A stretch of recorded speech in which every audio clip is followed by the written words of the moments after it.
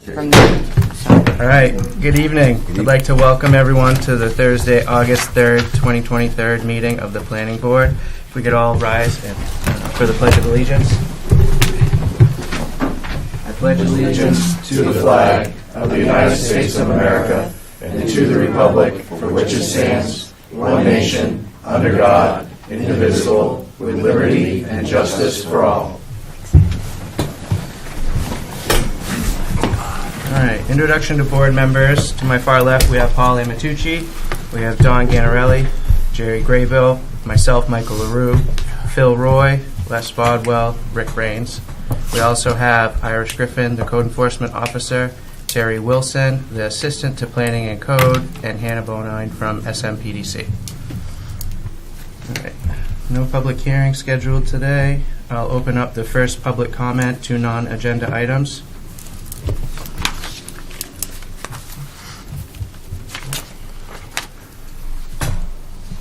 All right, no public comment. So moving to approval of minutes for July 20th, 2023. I wasn't here, so I'll be abstaining from that vote.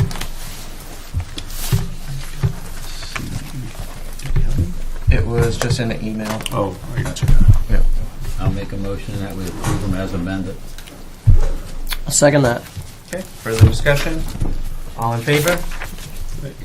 Okay. All right, next is old business, Woodland Pond, request for reconsideration, final plan, major subdivision, Woodland Pond, Alley Pond, R7, Lot 2, and Johnny Lane, R8, Lot 6-6, Altus Engineering. Mr. Chair, I will recuse myself from any discussion and voting on this project, Okay. as I have a conflict of interest. Thank you.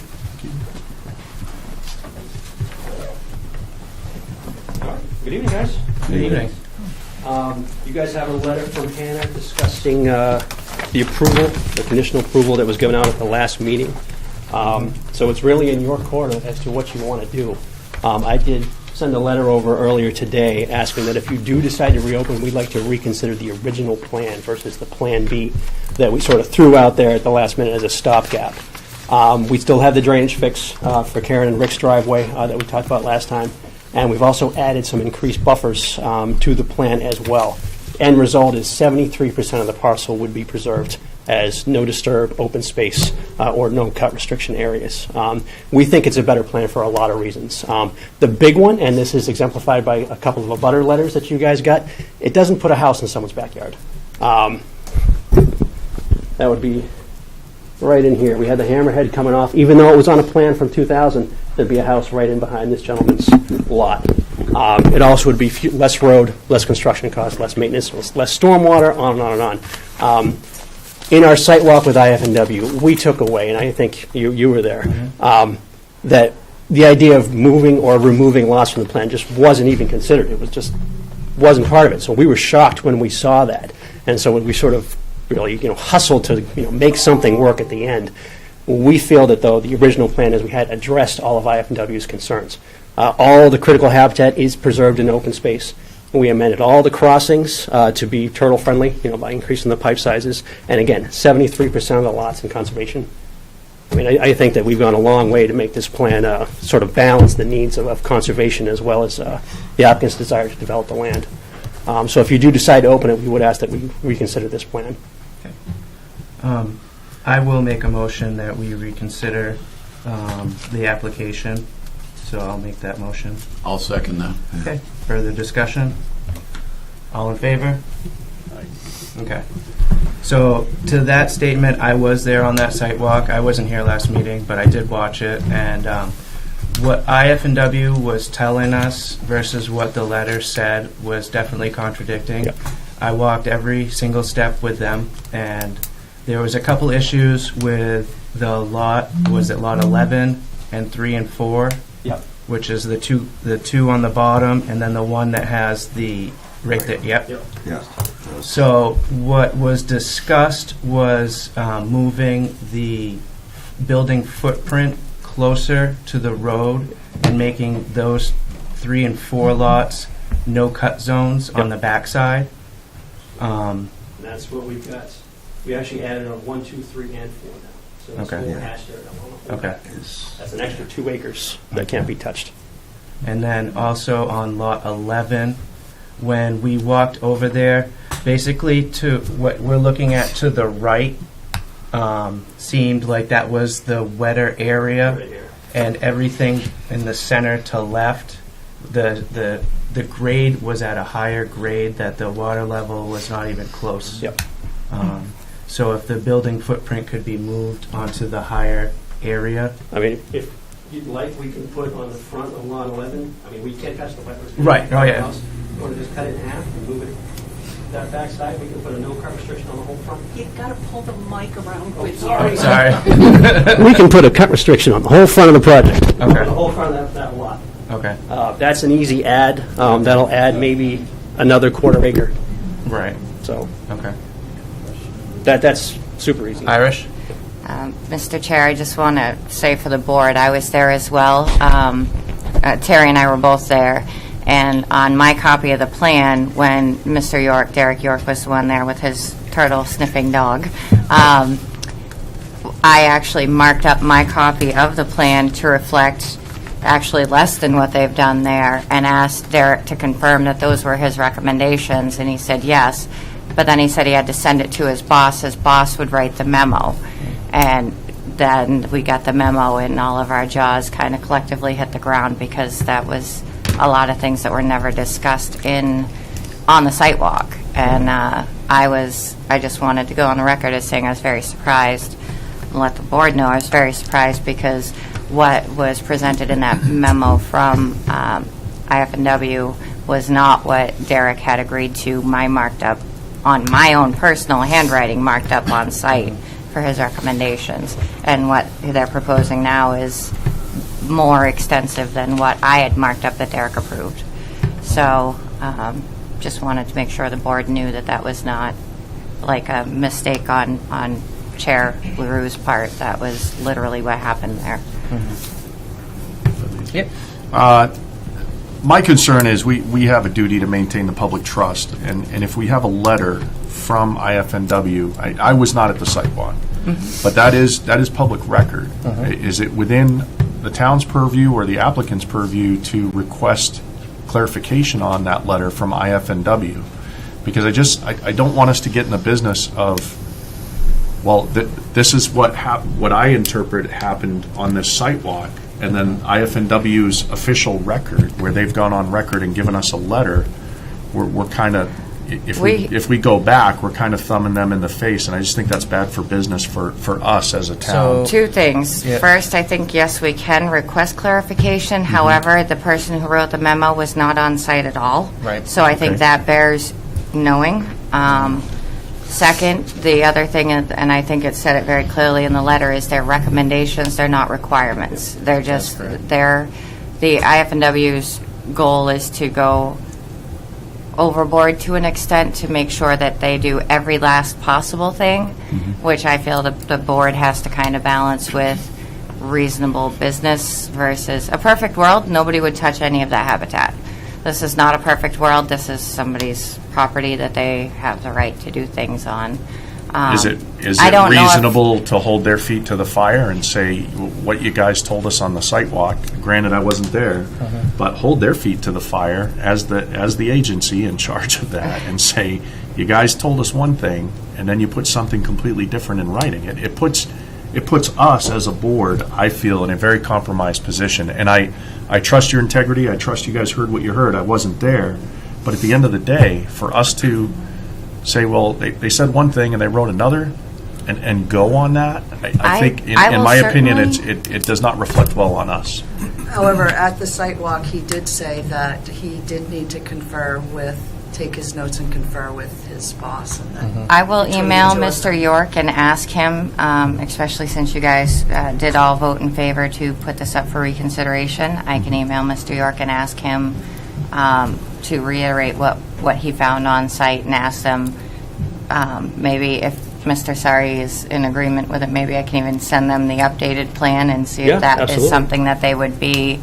I think that's a great compromise. And right no, now, I understand. it's a difficult situation. I understand, and it is a difficult situation. I just want the board to know that we were all kind of taken aback by that, and I was very taken aback to find a memo by somebody who I've never met in person, but, And who wasn't about a on the site. walk. Who wasn't on the walk. That's concerning to me for multiple levels. I would never write a memo about a place I'd never set foot on, but he might have been there, and I just never saw him there. Not at that walk, but some other time. So I'm not trying to disparage them. He could have been on this property at any point, and I wasn't there. Does that require a But- motion, or is that just an action we can take? What, as far as me emailing him? I can email anybody. Yeah, I'll email him and see. The only concern I have is that they're not very timely respondents. So another thing I wanted to add is the Plan B was a old previous plan from what, 2000? That was the original. This was the original subdivision plan for Alley Pond. Yeah. Yeah. Yep. Okay, now I can point out. In yellow is the cul-de-sac, or sorry, the hammerhead at the end of Alley Pond Road. It's called out as a future right-of-way. And this was approved by the planning board. This is as recorded at the registry. So I saw that, so I can just recreate it. That's pretty easy. Yeah. It shows up again on another plan that is when they relocated the fire pond. Originally, Right. they had the fire pond out at the front of Alley Pond. This was the plan to get down to the pond in the back. So when they dug that pond out, and it shows up again. So the right-of-way was kind of always intended to be there, but for all the reasons I already iterated, it's not the best spot for housing. And I think the plan that we already presented really sort of balances everything as well as we can with a site like this. Yeah. Can I? Yep. Les? So I think, if you don't mind turning that back to the original Plan 1, I was not on the sidewalk. I will say, not really in defense of the Turtle people, but, I'm sure that they're looking at the geological studies or the mapping of the site. So I'm with you that I think that, we have to at least consider that because, being out there on the site and looking at it, that's great, and I appreciate that, but also sitting behind a desk looking at the information, the data that you have on the site is also important as well. And I personally, I didn't bring this up at the last meeting because we looked at option 2. I'm not overly impressed with Lot 11 there because my concern is the crossing of those wetlands and whether or not that crossing was done properly. The crossing was not done properly in the first case, and that's the same with the other crossing. Since then, And that was my issue with Yeah, it. yeah, it shouldn't have been done. Since then, it has been fully permitted, though. So that's with DEP and Army Corps of Engineers. So it's Fair 100% good now. Fair It wasn't enough. when we started. So that was my issue, and that's why doing the hammerhead and the cluster development, I like that more because that left all of that habitat open. But I also understand the need to, weigh the pros and cons of, I like the fact that you have the no-cut zones, significant amounts of no-cut zones. If that crossing of that wetlands is permitted now by DEP, then I really have no objection to this plan.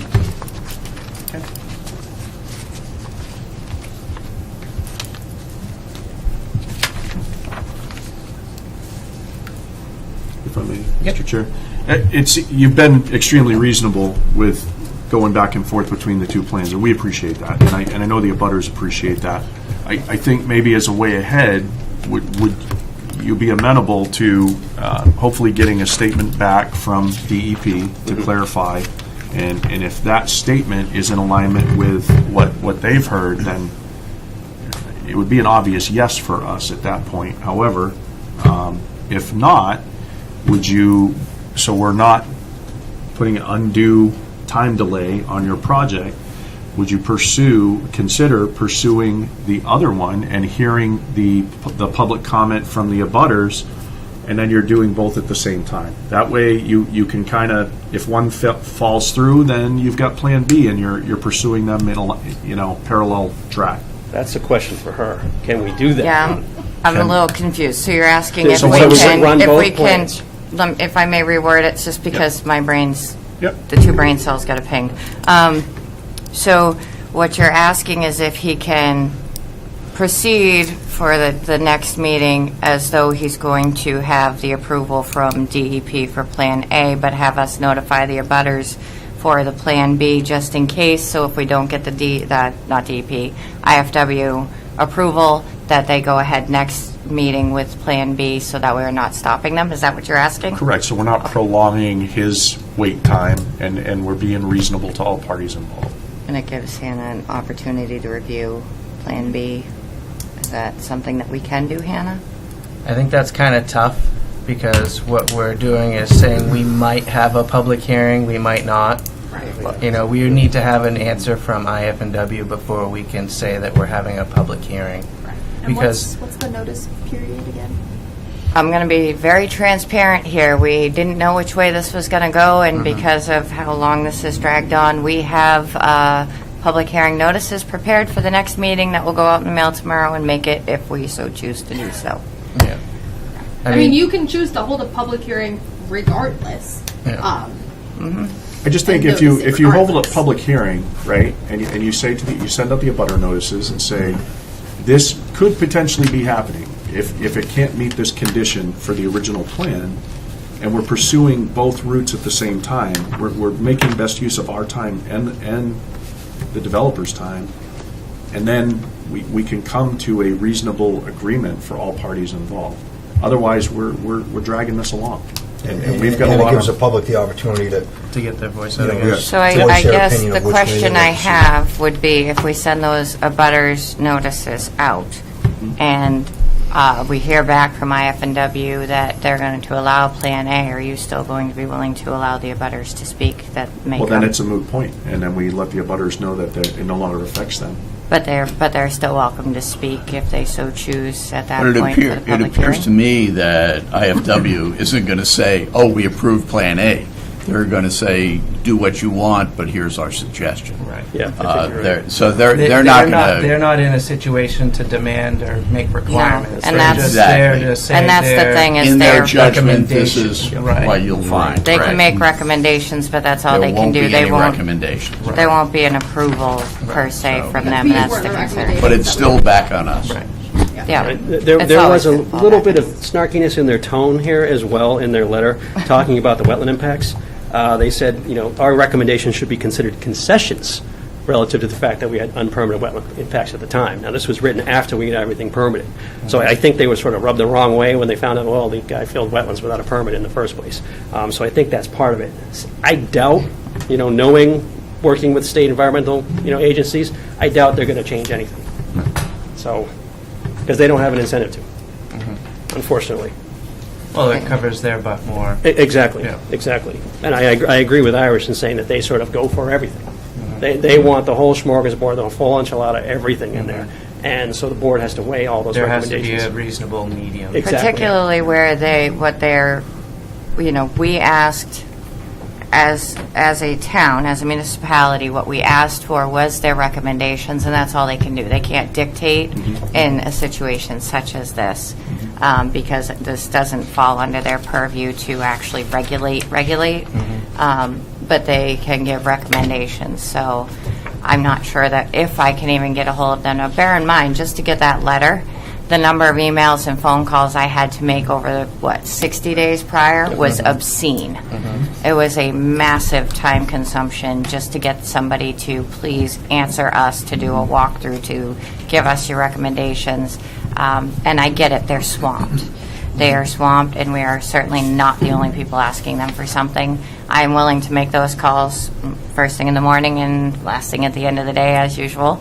But they're probably not going to change If we're all it. in violent agreement that IF&W is not going to change their tone, I'm kind of hard pressed to.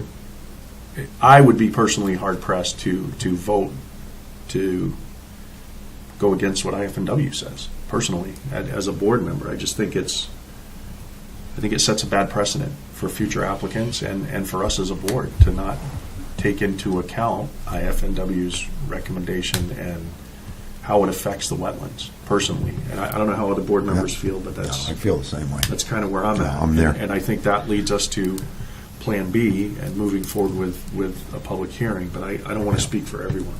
Yeah, I think I would ask the question, what about Hannah? I mean, you know, because in the past, we've referred to you for guidance on issues like this. What would be your official position on it, or do you need time to bring that back and digest it? Yes to that. My initial reaction, I feel like it's a little bit confusing to go forward with two potential plans. Understood. And notice a public hearing saying, we could be looking at this plan, we could be looking at this plan, because then you may have abutters of Plan B coming to speak, and they not apply, or the other way around. I totally understand the time concern that you have about it, and I also totally understand the concern for the IF&W recommendations. I personally feel like the best path forward is, if the board wants to hold a public hearing, regardless for any plan, to notice a public hearing, choose a plan, and then speak to IF&W concurrently. And then hold a public hearing on whether it's Plan A or Plan B, or neither, whatever the board wants to continue with, but only have the public hearing based on one plan. So, Hannah, I think, but I didn't really mean the direction of like how to proceed, but I meant more the opinion of IF&W. She was also there at the sidewalk, and she walked most of it as well. So Yes. Well, so that I'm just looking at it like, you know, you're saying we don't want to, snuff IF&W, and we certainly don't. But if it's kind of a judgment call, it's an opinion, is what it appears that it's boiling down to. If if you guys could weigh in and give us your opinion, you were there on site. You know what this is about. If I would feel better with basically a third-party opinion on the situation, and that would help sway my vote for sure. Yeah. I mean, if the board wants, I can prepare a written statement. We can ask IF&W for a written statement and go forward that way. I feel like, regardless of the direction, it's not going to be exactly what IF&W recommended. So we can move forward that way if you'd like. If we go with Plan B, that what we had talked about, and I know that it raised the ire of some abutters, which would lead to a public hearing, which is the process. If we're all in agreement that IF&W is not going to change their tone, then Plan A is off the table. Let's go down the path of Plan B. Correct? Can I throw in one more wrench into this works? Yeah, so if we're talking about, and this was something, thank you for letting me steal your copy, Eric. When we're talking about having to do everything that IF&W proposed or recommended, we literally can't, because they want the developer to sign all the open space over to Great Works Regional Land Trust, and Great Works Regional Land Trust won't take it. So we can't actually, in fairness, try and implement or require them to implement everything here, because the developer already told us at a previous meeting, I don't know if you recall, that if I recall correctly, correct me if I'm wrong, that Great Works won't take it because the open space touches more than one lot, and they wanted it to only touch one lot. So that's where I get into a little bit of concern, is if we're going to say they can't have Plan A at all unless they can do everything that they want, but they literally can't do everything that they want, whether it's with Plan A or Plan B, then where do we draw the line? Well, you just made a case for throwing Plan A to the wayside. Well, is what I'm hearing. Because if they can't meet it at all, then why is it even a discussion? No, they can't with Plan B either. Plan B. Oh, I got Great you. Works will not take their open either way. space Either way, because of where the previous open space was and where the current open space will be, regardless of either plan. So they're asking, IF&W is asking for something that literally cannot happen because of Great Works' decision, not because of anything of the developer, but because of Great Works' decision. So where do we draw the line on what we require out of here? Are we going to make them throw away an entire 11-lot subdivision because this particular condition can't be met? Obviously not. So where do we draw the line? But it's less. I think the issue is Plan B is the least impactful on the wetlands. Would that be a true conclusion? Having not been on the site walk myself.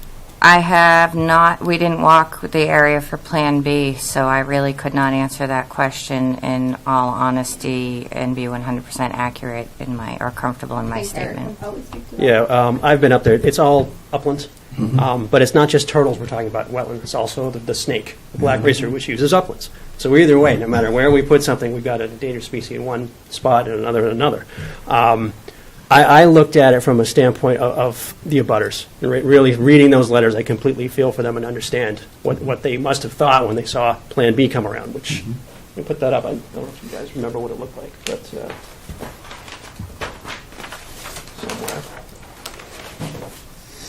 Yeah, I remember it. Yeah, you're putting lots in their backyard. It's right in the backyard, right here. It's all upland, but again, remember, it's all part of a system. It's not just the wetlands that we're looking at.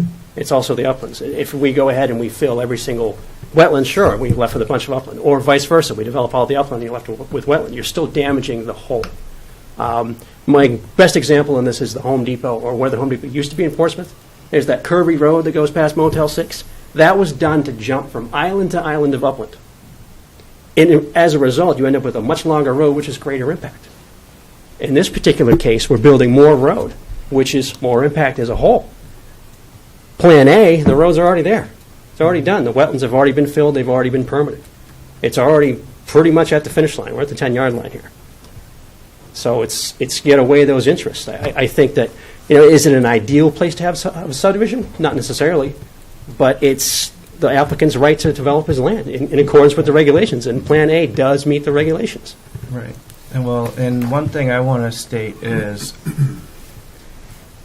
a lot of our determinations depends on what the comprehensive plan goes by, and that's like just as an example with cluster subdivisions versus the regular ones. So we try and lean towards cluster subdivisions. But who are we to determine which plan a developer uses? Exactly. As long as the plans go by our land use ordinance, we have some weight on that, but at what point do we have full weight to say yes, no? It's usually you give us a plan, it goes through the land use ordinance, and it's that, or you give us an example of another one, but usually the developer would have that choice of what they're bringing to us. Yeah. As you'll recall, when we started this many, many months ago, our original plan was a conventional, where we had a cul-de-sac coming off of this section here and another cul-de-sac on the other side. Right. Essentially, there was no open space. In this case, as I've said several times already, 73% of the lot. I mean, you're never going to get that on another project. You just don't. Eric, can I see with the plan where you've cross-hatched it again for the new? I'm coming. What are you guys doing in the corner? You chose that to get the big chair. Which that is the sinky chair, too. From a wetland preservation perspective and just from a conservation perspective, I personally think that this plan with the no-cut buffers protects more, ultimately. The wetland crossing that's 11, Yep. right, is already there. The only thing that you would be doing is clearing a building envelope. Well, Yes. and putting a bigger culvert in there, too. Yes, exactly. Yeah. Is that, okay. Yeah. But both of them get bigger culverts for turtles. Yeah. Yes. And if that were created as a buffer zone, a no-cut zone on lot 11, like Yeah. you have on the bottom lots Yeah, there. it'd be even more. If I recall originally, when you presented the Plan B at the last meeting, you had said that the Plan B, since there's more roadway, also has a greater stormwater impact? or is It'll it less? definitely have greater stormwater impact because we're adding impervious surface. I mean, it's not a huge road, but it's more impervious. Right. So it'll add up. I mean, we're not adding any new houses, but I'd have to find some way to balance that runoff. Right. And then you have a house in somebody's backyard. Yeah. And their side yard. Yeah. And a road. Yeah. So I think there are positives to both plans, but I think that what you just said, Mr. Chair, also, it's their project. Right. And if there's nothing explicitly that goes against the regulations, What they bring to us is what we have to act on. yes. Yes, Irish? Can I Can I ask you one thing, Eric? Is there any, would it be a lot to maybe change this no-cut buffer so it goes across the side here?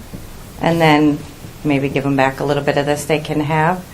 I think if you could do that, that is the area in that letter that they are trying to protect, because that is where, I'll get out of the way of the board. Reading that letter again, what they're trying to protect is where the turtles may come down across through here. So if they add this no-cut buffer, that doesn't take the entire lot out, but the entire lot is not wetlands, it's not their natural habitat, so to speak. And that protects the area that IFNW. the letter people want. I can't brain today. I have the dumb.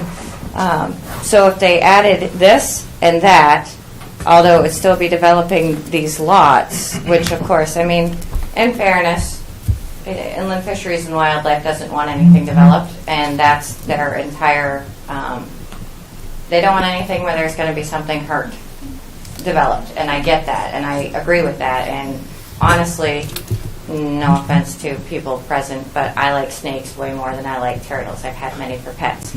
So for me, you know, this protecting the snakes is probably a little more important, but this is the areas that they wanted, the reason they wanted these lots gone. They didn't even act as though there was a middle ground, and I think this might potentially be a middle ground that achieves what IFNW is looking for without making the developer throw lots into the backyards of people that are obviously very disturbed to see their backyards being built up.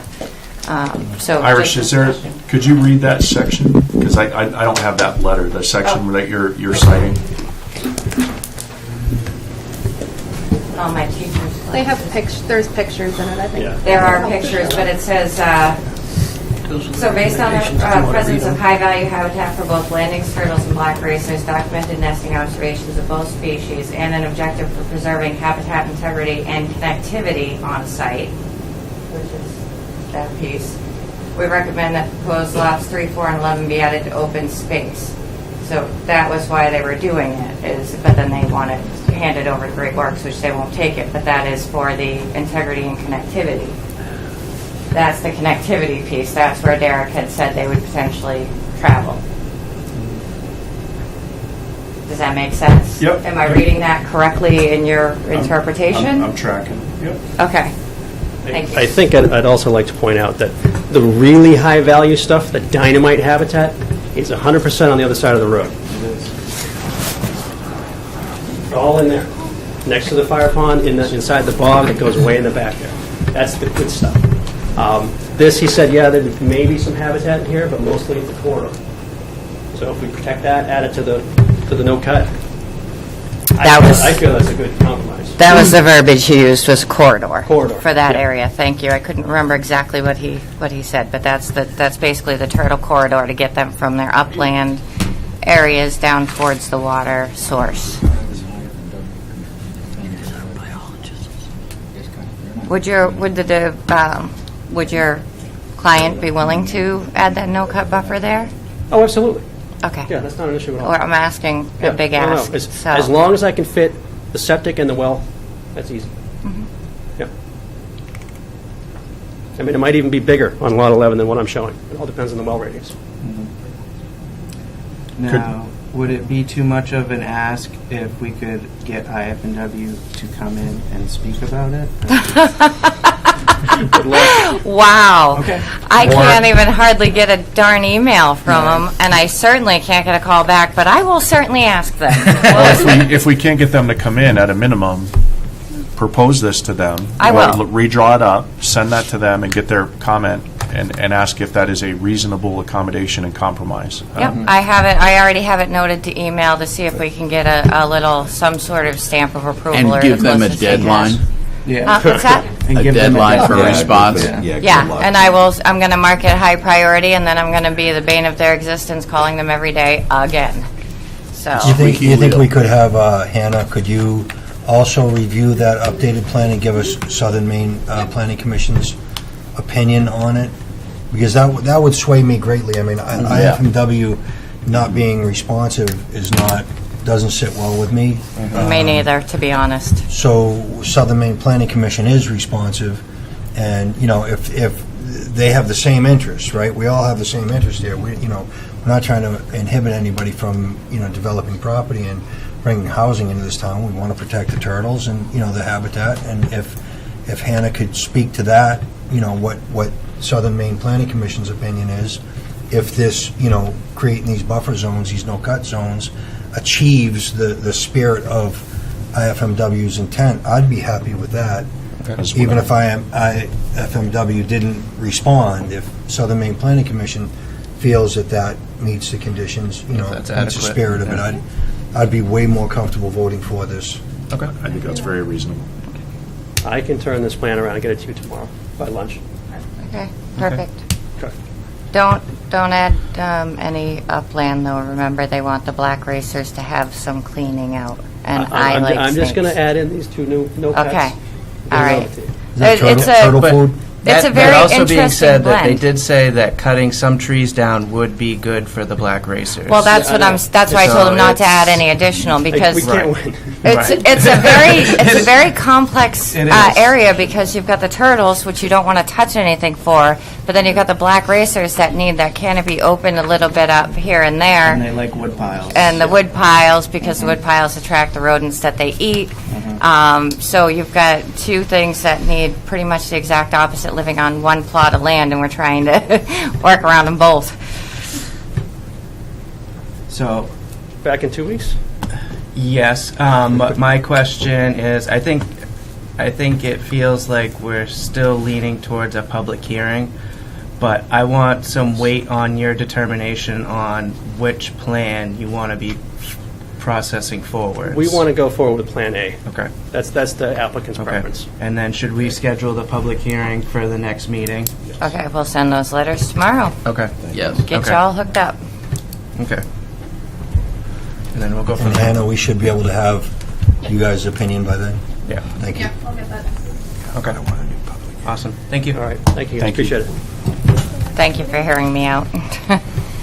All right, moving along. New business, conditional use, Beaver Dam Campground, 551 School Street, R53, Lot 13A, Walsh Engineering. Thank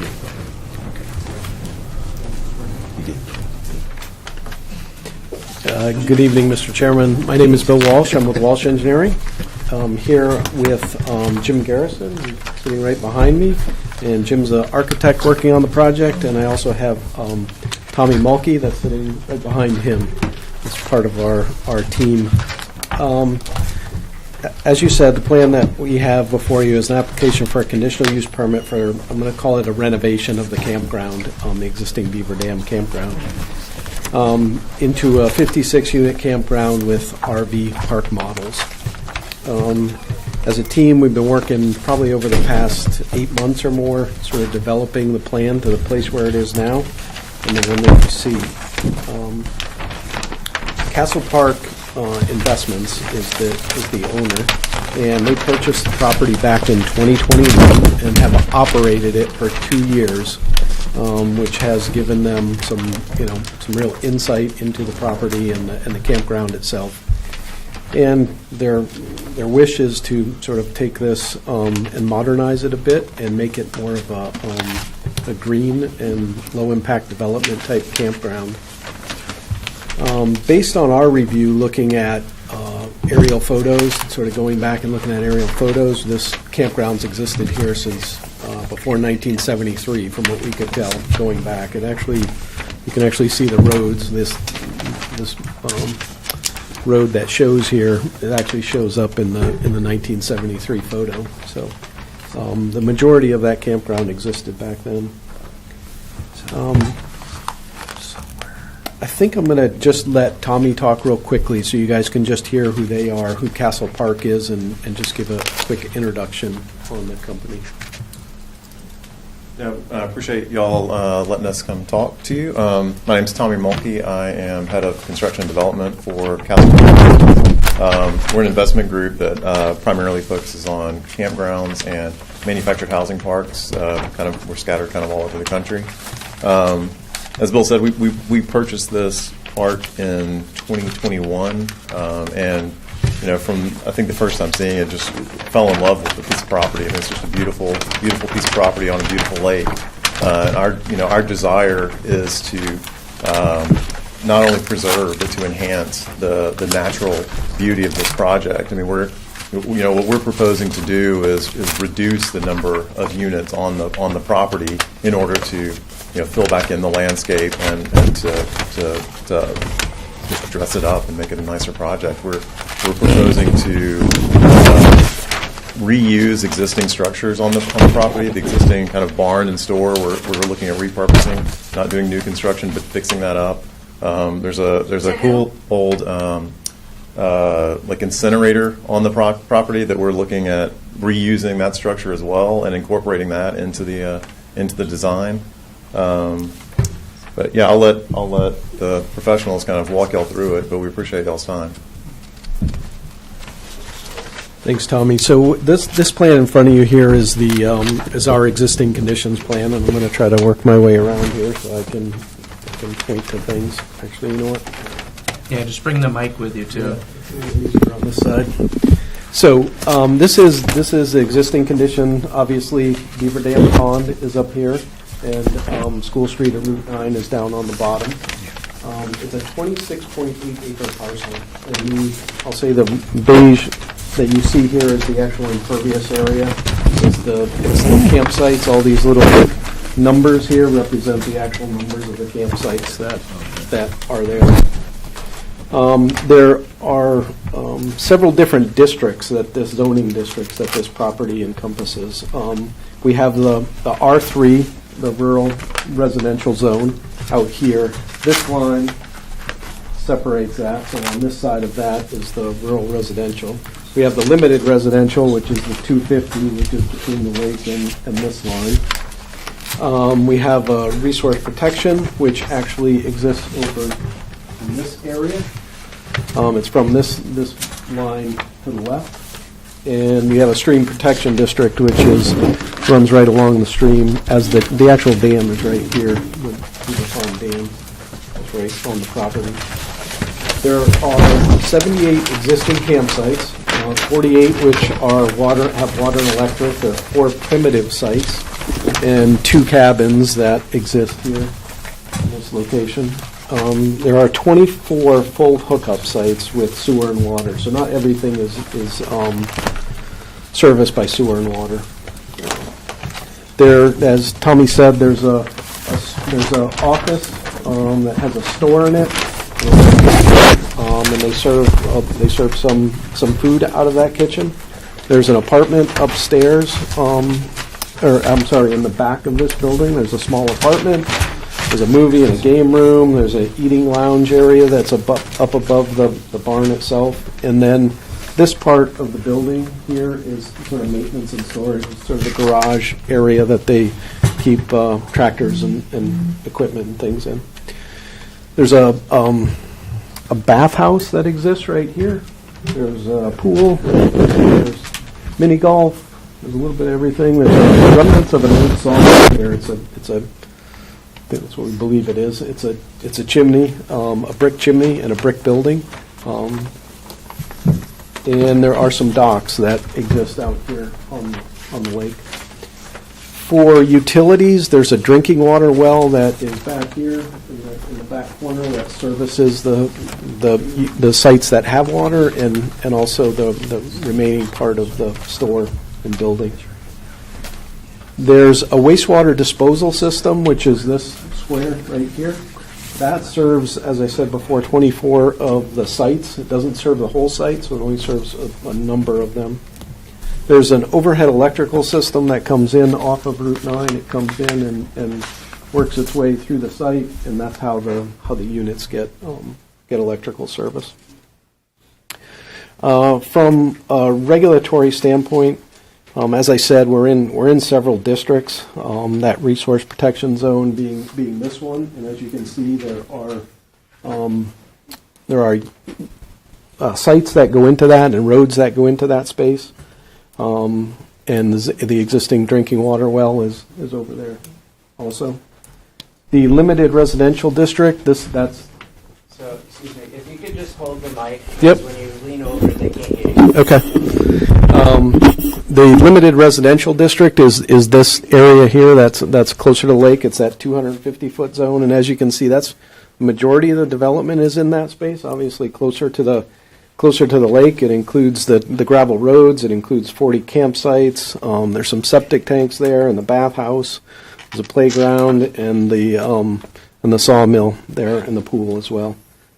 The stream protection zone down here is mostly undeveloped. There's some of the parking and driveway and entranceway are in that stream protection zone.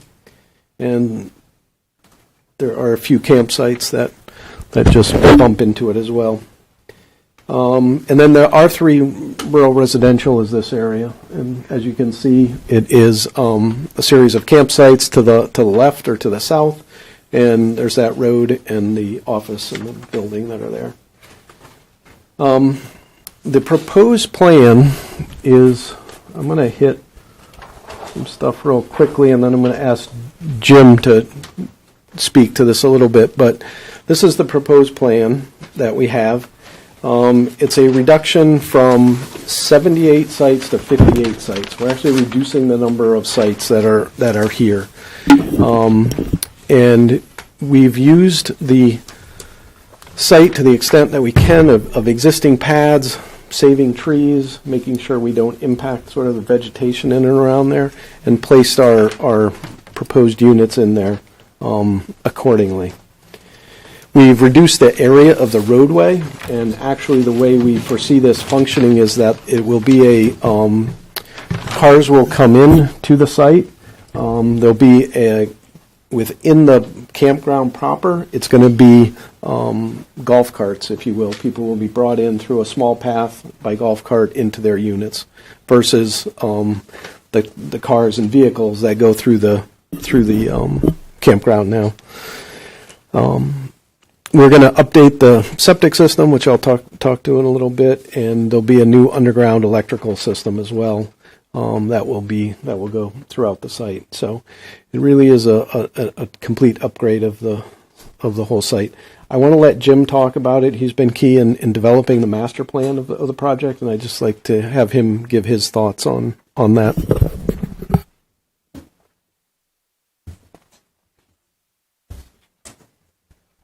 Well, thanks, Bill, but I don't think you left me anything to describe at this point. Maybe I'll start with this. So, the funny thing about RV parks is it seems as though as they progress through time, they gather more and more gravel and asphalt, and that's definitely happened over here. I mean, it's. Maybe the RVs get bigger too. I'm not sure as they kind of come in and find their way. But the idea is to kind of reverse that. And so the pathways, really when planning one of these things, it's the pathway that is the big challenge, right?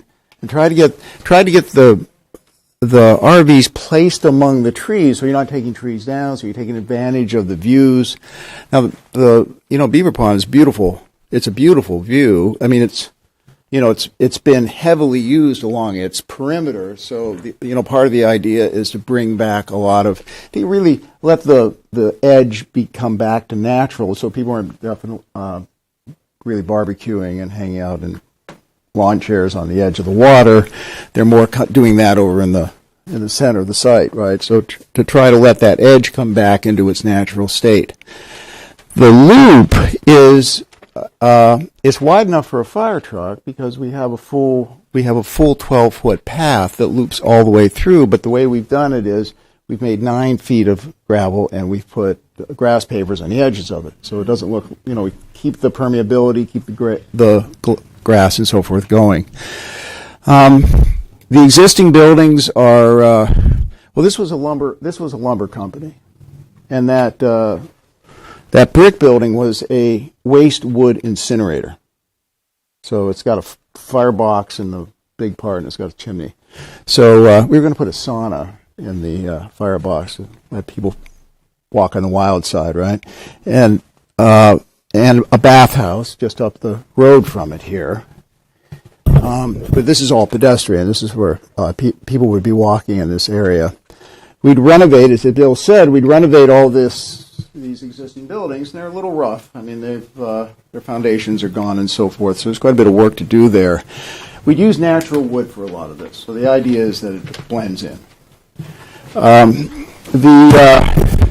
We planning to put there's a house in right here at the end of the drive. It's on the high part of clearly it's where people chose to build when they first came to this place, right?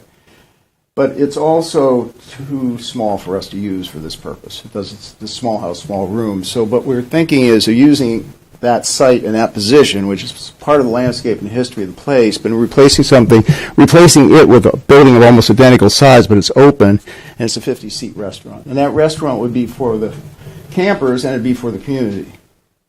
And there's a plan afoot to do it with Engrain, who make fantastic food, so I'd definitely like to stay there and eat their food. The little kitchen over here, a little connection. Parking, right? Overflow parking can be found over here. All of the landscape that is macadam and so forth, we get busted up where it has to be. We'll plant grasses and indigenous plantings. I think we touched maybe 3 trees in the process of getting the road through, and we'll replace those and put some, and also fill in where we have to. We have a great landscape architect working with us who's really on the ball, and I guess that's kind of the description. Yep. Yeah, All right. I think you hit it. Just hit some of the little more in detail here for you. Overall, as Jim said, what we have proposed here is this pathway system, which would be a gravel pathway, and it has grass pavers on the side. So those are, if you're familiar with those are sort of a plastic ring, and they grow grass, and the fire trucks and emergency vehicles can get over them. So the road would come in here where you see this. And it would come all the way around here to a T turnaround, or just a turnaround right there. The remaining paths in here so this is a 6-foot path. This becomes a 9-foot path where there is not grass pavers, and that came about over a discussion with the fire chief. So we went through this plan with him and came up with that, and he was comfortable with that 9-foot wide where he didn't have grass pavers, and he felt he could get emergency vehicles down through there. So with this plan, as we've developed it, we actually reduce our impervious area from 33% of the site having imperviousness on it from, whatever my other plan is, this plan. This is actually 33% of the site is covered with pavement or gravel impervious area, to about 19.8% impervious with this one. So, and that number, I'll try to reduce it even more. That number as impervious includes the grass pavers as considered as impervious. So that's a DEP thing, actually. DEP considers grass pavers impervious. So, but if you consider those pervious, that number goes further south it goes down to about 2.5 acres of impervious that's left on the site.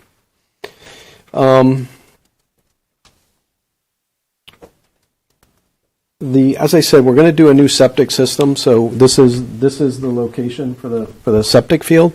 We anticipate that there will be a treatment system on that septic field, meaning it's a primary treatment system that would be aerate the effluent before it's discharged into the septic field.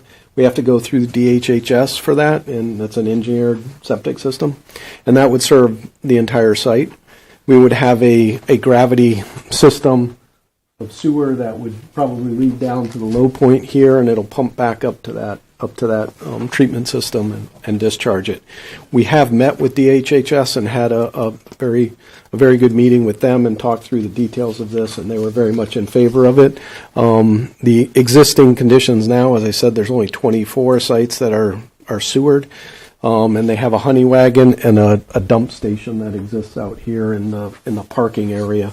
That is how they're operating at this point. So, quite honestly, it makes it a lot more sanitary with the new system. For zoning improvements, I think we have done several things. So we've the area of the resource protection area there, we've actually pulled back. Sorry, I'll get Jim's plan and flip these. So we've actually pulled some of this back, and we've reduced the number of sites that are in the RP zone to the extent that we could, and still sort of keep separation between units. And we've reduced the impervious area in that zone itself from 13.8 down to 7.5. So that's just in the resource protection zone itself. In the limited residential, this area back here, we've increased the unit setbacks from the pond, so we've moved units back further from the pads that can't see them in that plan, but you can see them here. Existing, some of these go probably within about 5 feet of the pond. Moving those back quite a bit, and we won't have gravel on these. Pretty much, you'll walk out; it'll be grass on the outside of these units. You won't have a gravel pad per se. We have reduced the imperviousness on that one, probably the most, 39.8 down to 21.4. In doing that change over to more grass. In the stream protection zone over here on the right, we've kept the parking area kind of within the footprint of what's there. Give you this. Yeah, that's because that every would be great. time you walk by this, you're hitting it, Sorry. and it's going. Sorry. You got to hold the button down to use it. Yep. There we go. Perfect. Thank you. Much better. So we've kept that parking area kind of in the same footprint. We've realigned it and made it more up more to today's standard. It's kind of just a gravel parking space area right now.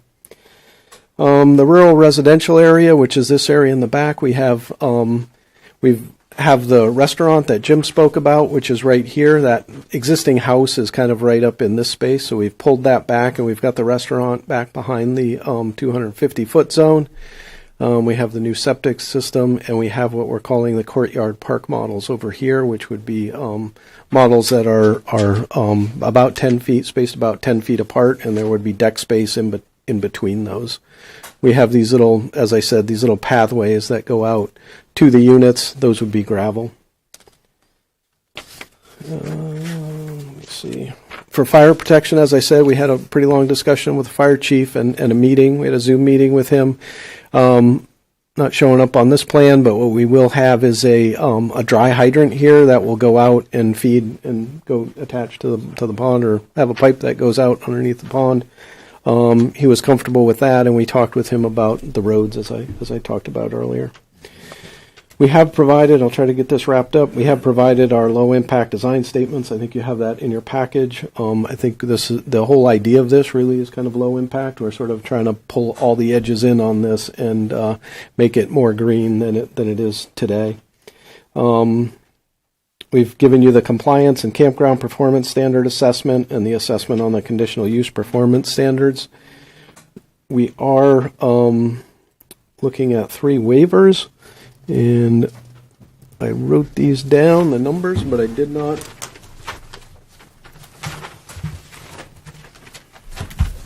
Sorry, I didn't have the description of them. Sorry. The Article 8, Section 8, spacing between RVs. So the existing space between RVs in some places gets down to about 3.5 to 4 feet, the way it exists out there today. And what we're proposing is to separate these as much as we can. We're trying to juggle a couple of things. One is to keep the trees that are there and fit these units in between, keep the units kind of on existing pads as much as possible. but then space them out as much as we can. So we have separation distances going to, I think it's about 8 feet is our minimum. These, as I said, these would be 10 feet on the courtyard park models. So I think we're at 8 feet on that. Article 14 asks or requires 5,000 square feet of land per site. We don't have that now, obviously, on the site that exists there. If you do a calculation of the site land area divided by the number of units, you could fit, I think it's 121 units on this site. So I guess it depends on how you split up that 5,000 square feet. If you look at it as a campground as a whole, we certainly exceed it significantly, more than 5,000. I'm not quite sure how the campground law is intended to be interpreted, but I think that I'd like to say we've met it, but I think in order for us to feel comfortable about this, we wanted to put that forward as a waiver request for the 5,000 square feet per site. We don't have 5,000 square feet around each unit, I guess is the best way to say that. And the last one is on minimum resources. It's Article 14, Section 14, and it's setback distances from the resource. As I said, we've increased all of these back. Some of these actually are probably about 5 feet back from the water right now. We've taken those back, and again, sort of in the spacing of these and making these spread out as much as we can. We haven't gotten them. We've gotten them back some, but we're controlled, I guess, by those setbacks as well. But we have these from about 18 feet back, and then further is where we've gotten with the setbacks. So, I think overall, we feel we've enhanced the landscape by decreasing the lot coverage. We've certainly, just by reducing our impervious area, we're going to improve the stormwater runoff quality coming off of this site. We have a lot more land and buffers and vegetation for which the stormwater can run through. The idea of the wastewater system is obviously much more helpful than kind of what exists there today. And we're increasing, as I said, sort of the natural landscape significantly across this and in keeping all of the trees that we can and making this a really beautiful site. So with that, I think as a team, we're happy to take questions.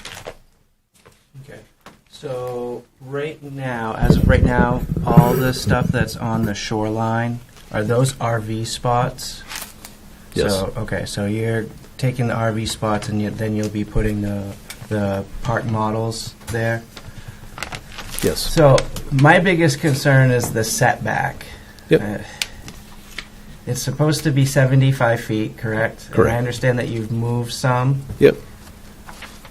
And 5 feet is pretty far, but moving it 10 feet, it's still a tall ask, is what I understand the idea of it, but as an RV goes there, it's a seasonal thing. It's usually like they move them after the summer. Yep. So if like in the springtime there's, let's call it like 100-year flood, if there was some flooding there, that nothing would really be touched there. So that's just my thought. I can count about 10 of them that they're roughly about 25 feet away from the shoreline. Right. And I just myself, that feels like it's a tall ask for a setback that's supposed to be 75 feet.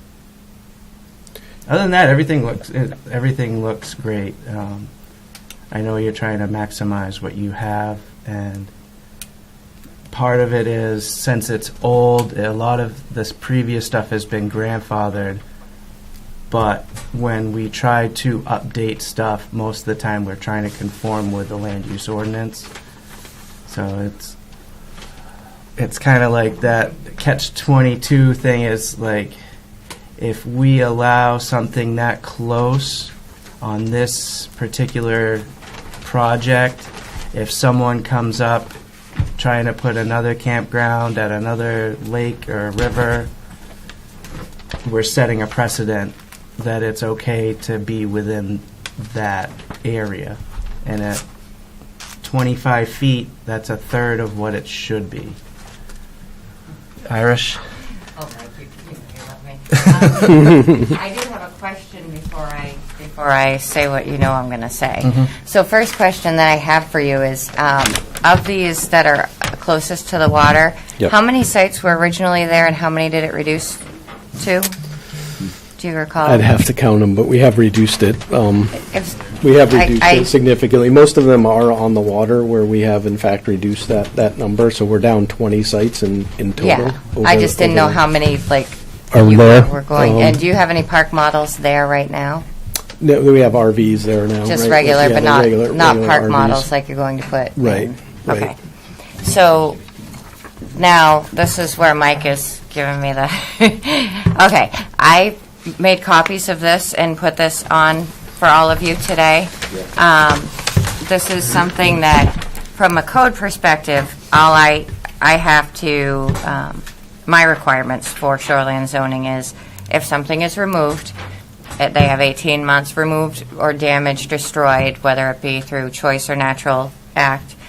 They have up to 18 months to replace it in that footprint, although if it can be brought to more conforming, if it's non-conforming, we ask them to bring it as conforming as possible. And so that's my code thing. So Mike and I had kind of a little debate because the debate is whether or not my code and the ordinance are saying the same kind of thing. Right. And the ordinance, as highlighted in number 3, says the same thing, except it does say, to the greatest practical extent as determined by the planning board. So I wanted you to all have a copy of that, reconstruction or replacement. That's from the Town of Berwick's ordinance. You guys read that. Now, 99.98% of the time, opinions, as we all know, are lovely to hear and take into consideration, but don't really matter. This is that like 0.01% of the time where you guys' opinions do actually matter to some extent, more than normal. God, that sounds so rude. I'm sorry. So But it's another a- thing is there's no buildings there right now. It's RV spots. Which so if there's no buildings there, But a park model is still an RV, and Okay. it still has to, they're not going to be buildings put on a slab. foundation, Right. because Right. they can't be, per our definition, they're movable. Yeah, Right. they have Yeah. to remain, everything in a campground has to remain in a recreational vehicle, and as per the definitions, recreation vehicle is a vehicle or vehicular attachment designed to be towed for temporary sleeping or living quarters for one or more persons, which is not a dwelling and which may include a pickup camper, travel camper, tent, In order to be considered as a vehicle and not as a structure, unit must remain with its tires on the ground and must be roadworthy. So park models are typically left on their axles, correct? Yeah, absolutely. So- These are going to meet the definition of an RV. They will be on wheels. They will be registered, so they meet the definition of a. They will have a VIN number. Yes, yes, exactly. exactly. So, Irish, can I ask you, you gave us this note, and it says, reconstruction or replacement of any non-conforming structure which is located less than the required setback from a water body, tributary stream, or wetland. What structure are we talking about? well, we weren't sure where that would fall in, and we didn't know if that, because this is from the ordinance. So from my perspective, from what I've been trained over the years on stormwater, from the code perspective, what they're doing is fantastic, because they're taking what's bad and making it less bad. In some spots, a little less bad, and in some spots, a lot less bad. By reducing the overall number, really less bad. But we were looking before the meeting for something that stated, what the planning board had to go by, and this was the closest that we had. So although they're not actual structures, the pads could be considered structures because they're not temporary. I'm assuming you guys going to do pads. Yeah, I mean, Are they on pads now? There are pads there now. So That's that what- would be the yeah, exactly. quote-unquote That would- structure. If Right. you got to speak, you got to speak into the mic, Yeah. just so the people that are listening. We on were not going to TV. use pads because pads are impervious and they impact the root structure of the trees around them. So we were going to use point supports to hold, because we have to hold these down, while Okay. they're sitting in the site. So at this point, what is there that would be considered the structure? Because a structure is something that is not temporary, that is on, in, or connected to the ground. So that would be those pads. So from my perspective, I mean, what they park on it, it's a vehicle. Are you saying That's- currently there are concrete pads? There are currently concrete pads which are the definition of the structure here for these, and that pad delineates where they can park. So from what they just said, what they're going to do is remove those structures of the pads and replace them with a structure of a point system that will support just the RV. Just, but- the opinion being the 1%, I don't see this pertaining to this personally. Yeah, it My doesn't, it opinion is doesn't. that, we're not talking about a Right. structure. It It's seems like the recreational spirit of this is if you had a house that was within that setback and you got your house burned down, you could rebuild it. Well, by Seems like definition, what this is saying. by definition, a structure is anything that is on, in, or connected to the ground. So foundations, pads, not just houses. It can be a dock. It can be anything that is on, in, or connected to the ground within that stormwater setback. So it does, by definition, pertain. I Show me didn't that write it. definition.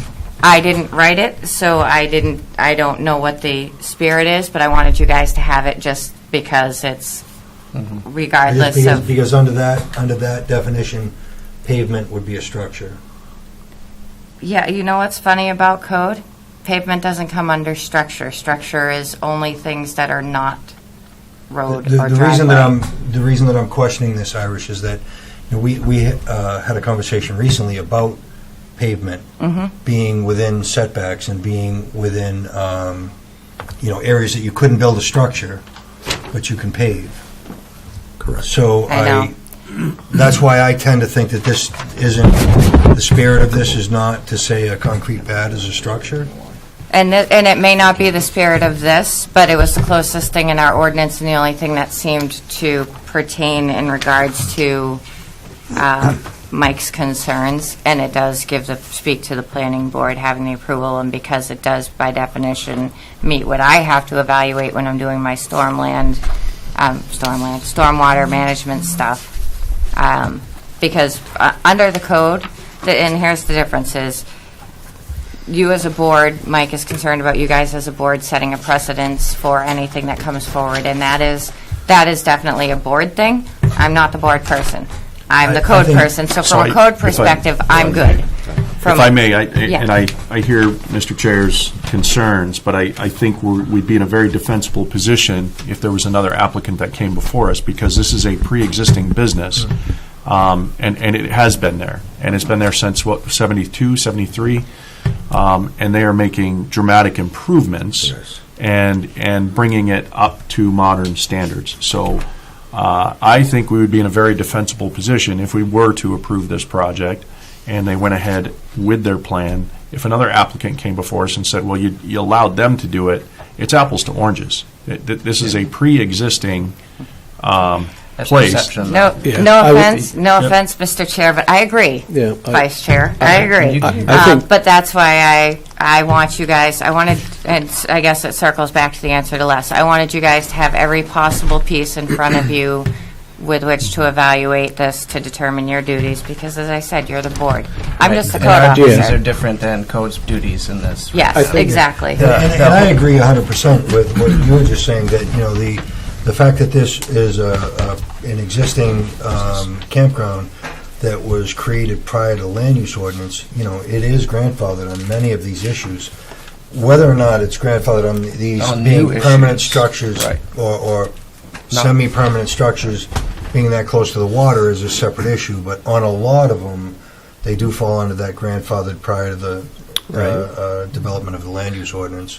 For what it's worth and not. And I love the idea of, you taking this existing campground and, increasing it and beautifying it and, making it a nice, active, I think campgrounds are great for the community, and I think, it's a great way to enjoy nature, and I really appreciate what you're saying about the grass pavers. and I know the DEP still considers impervious surface, but, you know. I don't, but That's a different department. Chair, cover your ears, but I've been in love with the improvements since the day that we first saw the presentation that they did. So I just playing devil's advocate for Mike. So- All I'm saying is when you update something, your grandfather goes away. So if you're updating anything, your grandfather has to go up to the new standards. But not It's under also- I want to say, Utilities concerned. Well, Yeah. right. I appreciate, Which is- I appreciate this development, I love the idea of it, but I also share your concerns about the setbacks from the water. I'm not saying 100% that, yeah, let them put them with the water, think- I'm saying I share So- those concerns. I think there's too. Here's a question as But I well, love if I the may. I know concept. you're trying to get a word in edgewise, and I apologize, but will there be, because I know, and I understand Mike's concerns, we're big protectors of our drinking water around here, and all of our waters lead down to the river that our drinking water comes from. Yep. Will there be somebody here in the spring doing opening up of the campground or monitoring in the event that we do get one of these 100-year floods? Because this year we had things Yeah. underwater that I've never seen underwater, not Yeah. in years. That's what I'm. Yeah, that's they my have, concern around. they do have year-round employees at the site, so they have somebody there, a caretaker that's there That can year-round. haul them out of the park models, out of Well, the they're- area if yeah. needed, out of the water, To out your- of the water range. To your point, it's not in a flood zone, like that flood zone stays in the pond, believe it or not. The 100-year flood as mapped is that, and Oh, okay. I don't disagree. Some of these have gone more, but, yeah, I mean, I think, I guess I have a couple of thoughts. One is, I read the code, Mr. Chair, and it was very clear to me, if I was bringing a new campground to your town, there's no way I could do Right, this, right. right? You can't. You can't. To me, it is a grandfathered issue. Conversely, they could put RVs in on these sites that exist here now and operate 78 of them, Yep. right? Yep. Correct. So I think that's where the decision And comes in, right? I get that. Yeah. My big concern is it enough setback so that it's that happy medium Yep. of, I understand, because you have to get a waiver for it, for the Yep. setbacks. And at 75 feet, if you're only moving stuff 10 feet, is that really saying that you're trying your hardest to get them out? I can tell you if the closest one was 50 feet, honestly, I wouldn't have a problem. Yep, understood. I mean, although there's 26 acres and what's there,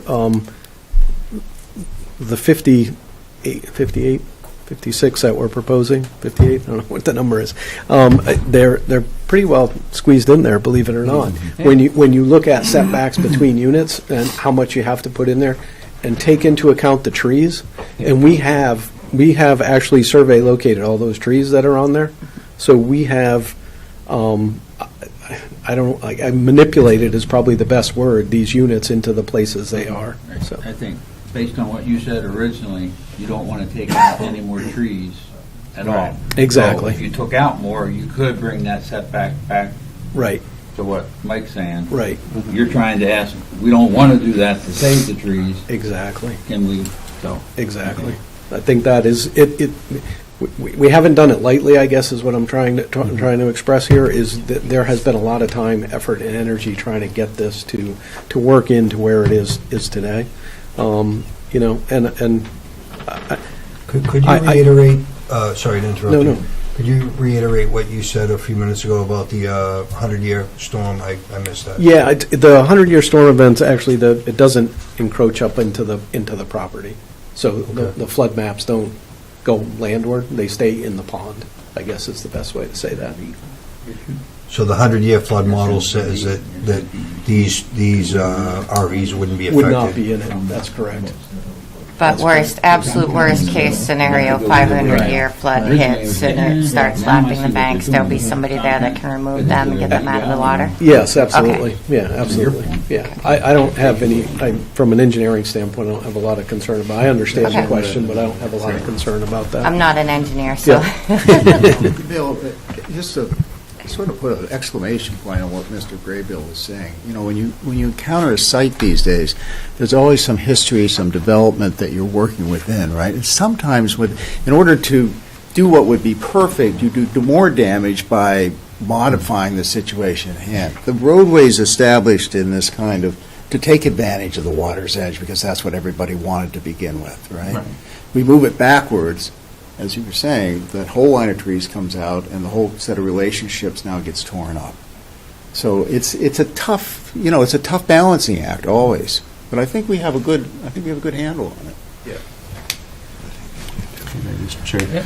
The only thing I noticed, you have a single well as your water source. Have you guys done any flow and capacity testing on that? I know you're reducing the amount of sites, but by adding a bathhouse and a restaurant, do you have the capacity and the flow rate to support that? And have you guys done any flow testing on the well? We haven't tested it yet, but we have retained a hydrogeologist to go in and test that, and it will be happening probably this month. It'll happen. They're going to go in and test it because obviously a concern of ours too. Right. If we do have any capacity issues, it's likely we may need some tankage to help overcome that. Okay. But you guys have already considered it. We absolutely have considered it. Yep. Does this trigger that to a public water supply? It is. It is now. It is one now, and they do test it. So it's a registered public water supply, and it would continue to be that way.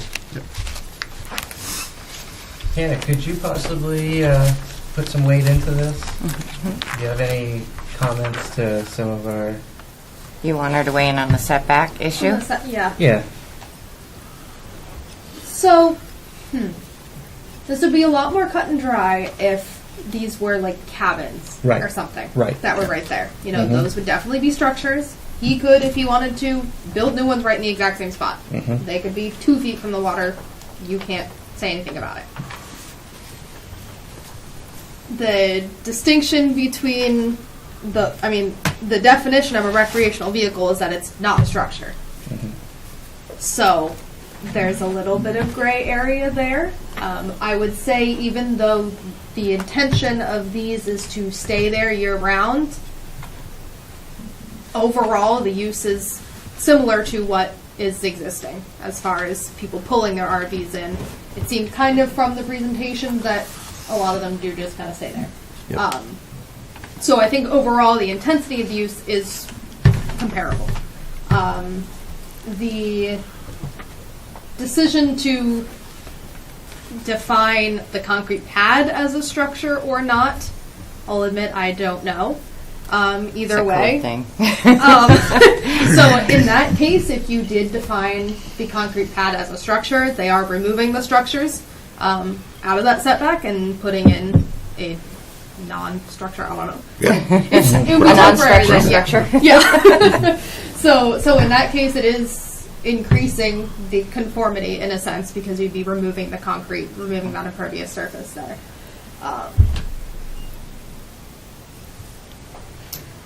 I guess the determination of greatest practical extent is also kind of just whatever you want it to be.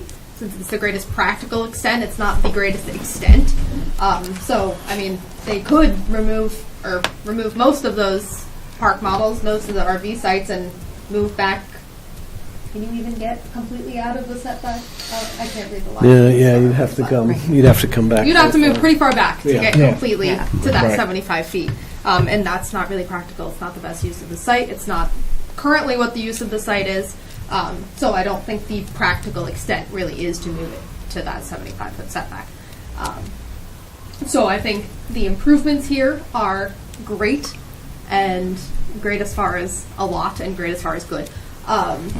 And I think that the greatest practical extent really is what they're presenting here.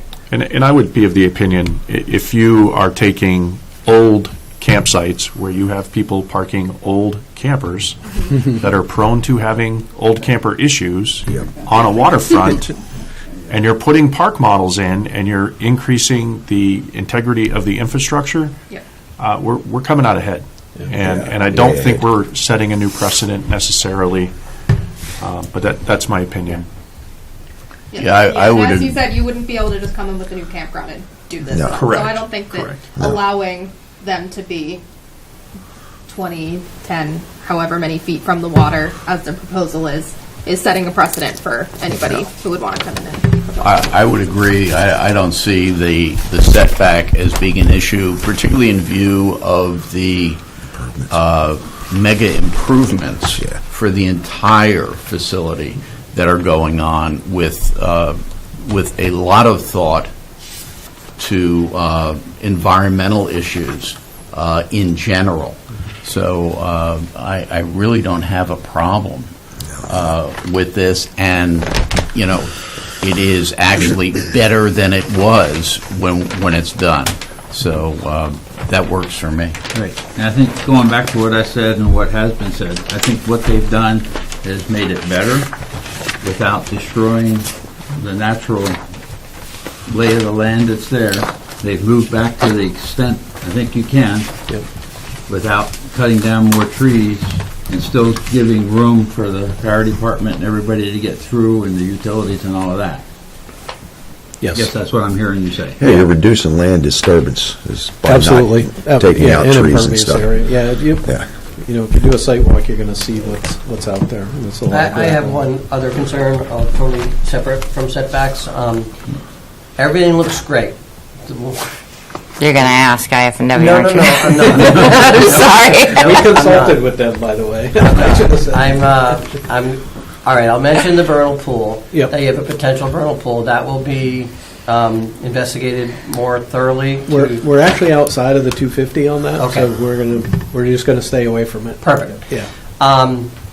Pickleball courts. Oh, God. Right? I mean, I'll say it. Right? You have butters nearby, and has the sound of the newest fad been taken into consideration with the locals? We have talked about it as a team. We will. If you guys speak to the mic. Sorry. Just for the people at We home will watching. certify, however is necessary, that we will use the low decibel ball and paddle, which I understand is the only way to control the sound of those things. So that's the only thing that will be available there, and it seems like that's been pretty well received. We do have a sound ordinance, and it's from the hours of 7 and 10, excluding 4th of July week and Christmas. To be they're a playing nuisance, pickleball. well, to be a nuisance, it has to be a full 15 minutes at a time. So if someone would have to be hitting the ball consecutively for it to be a real issue, because it's just like a dog barking. If a dog barks and then stops and then barks again, you have to keep resetting your timer for that. So it's Right. This is just one of those things. I feel like environmentally you're doing great things. Here's an instance where you might be making one environmental impact a little worse. So I just wanted to put it on record that it's out there. Yep. And tennis is a great game with less sound. So we have a number of campgrounds, and pickleball is huge, and everybody wants it there. But this has always been a concern. Sure. The new so we, like I said, we have pickleball at a lot of our campgrounds already. The low noise paddles and balls really make a difference. Okay. And if we needed to do some sound screening, I think there's going to be. I think any of that's up in the air. As long as you're amenable to that, then. Yeah. well, and the closest residence is probably over 200 feet I away. don't think they'll be able to hear. Yeah, What we're doing. and it's got screening. You got screening right around that, anyways. One thing to think about is that if the pickleball disturbs the residents around it, it's going to disturb the guests more. So,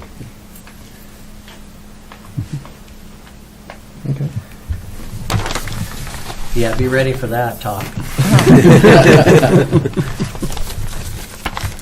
Thank you, Rick, because whether it meets the noise ordinance or not, I'll be getting the calls. So. Much appreciated. You have anything else, Hannah? So, process-wise, tonight we are looking for, I believe, a vote on completeness for the application, and with that would be the approval of the waivers, and then setting a public hearing, question mark? Yeah, at least a site walk. Yes. Can we do completeness with the condition of the flow test for the well to ensure that the well can support what they're trying to do? Because that is pretty. That's a critical good piece. question, Hannah. Can we condition the completeness based on hearing back from the water supply, or Yeah. okay? Condition it that they have the flow rate to support what they're proposing. Yeah, because they've demonstrated intent to do so. Yep, okay. Well, then I will make a motion to find the application complete with the condition that we get feedback on the performance of the well and that it can support what you guys are proposing. I'll second that. Okay, further discussion? All in favor? Okay. Next is the waivers. I'm just trying to get my paperwork here. Space between RVs. Is that the first waiver? Yes. Yes, I'm sorry. Yes. Yes, the first one is Yep. Article, oh dear, what are Roman numerals? 8? Article 8, yep. Yeah, exactly. okay. Section 8.1.B.1.A. Right.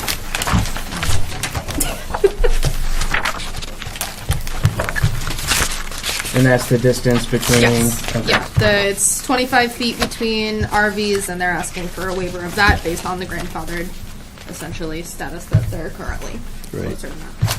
I would make the motion that whatever that number was, that the space be grandfathered and acceptable to the board.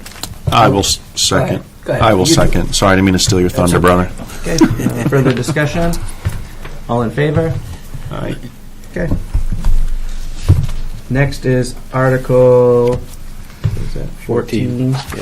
Section 14.15.G.2, and that's the density, the square foot around each model. G.1 is the 5,000 feet, 5,000 square feet per Sorry. site. All right, so it's Article 14, Section 14.15.G.1. Yes. And that is the square footage around the Yes. footprints? Can I ask something about that? Yep. That doesn't strike me that means you have to have 5,000 square feet, like a Around house each lot. unit, yeah.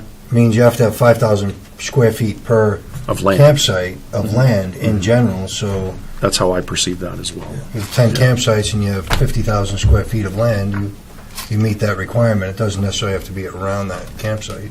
And they have identified that based on the calculation, I Yeah, think you they're had plenty well of over Yeah, land we're area. well over that. So if that's how you'd like to interpret that, then they don't need a waiver for that one. I agree with that You interpretation. go to any campground now, you're not 5,000. No. Say. Okay. Because I think if the Yeah. intent was 5,000 square feet, like a house lot, it would also have dimensional requirements for the... Right. For For the each house little lot. lot, right. Yeah. Okay. Rick, So what's we your can just moment? strike that right out? Yep. Okay. As long as we're all in agreement to that. I am. Yes. Okay. Do we need to make a motion to say that they don't need it, or just? I'll make go with that it? motion that Might as we well. That'd be great. aren't considering that as a requested waiver. I'll second it. All right, wait, who are we giving credit in the minutes? We'll give Rick. Further discussion? All in favor? Aye. Okay. Kids, we gotta be able to make notes here. All right, so now Article 14, Section 14.15.G.2, and that is the setback. I think we've already discussed that, and, what they're doing is a drastic improvement over what's there. You're not having a, 20-year-old camper leaking raw sewage on a waterfront. I would make a motion that we accept that waiver, or grant that waiver. I'll second that motion. Okay, further discussion? All in favor? Aye. All against? Okay. And then scheduling the site walk. Oh, no, we need to vote on the completeness. We did You did that. that. Okay, You did all right. that. Pending, okay. So, yeah. Yes, Then it it's was scheduling the the well. site walk. Condition that the Yes. well There's a flow well. testing is appropriate to support the infrastructure proposed. Okay. Okay. So it would be for the site walk and public hearing.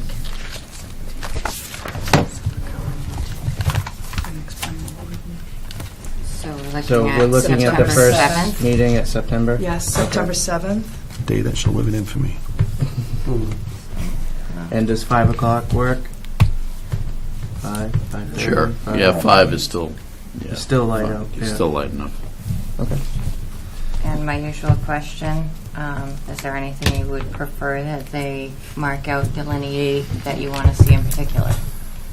I think, if I may make a suggestion, Mr. Chair. Yep. Probably, if you guys have an opportunity to mark out where some of those that are closest to the water, those 10 in particular, Yep.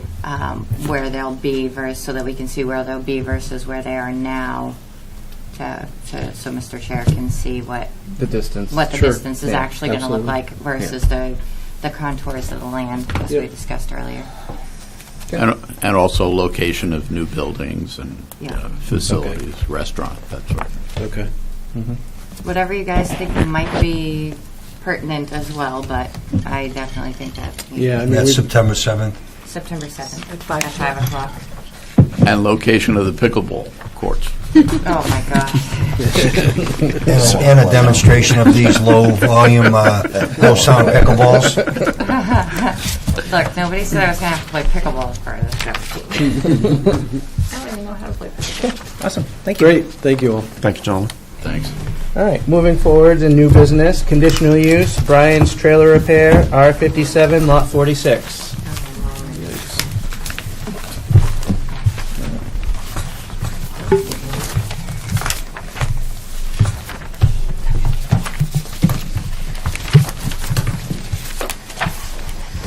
Thanks, Abby.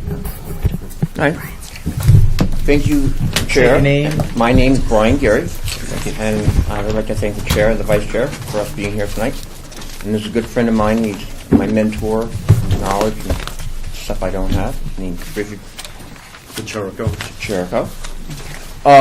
I am looking to, for conditional use, to hire an employee where I've just gotten so busy I cannot do it by myself.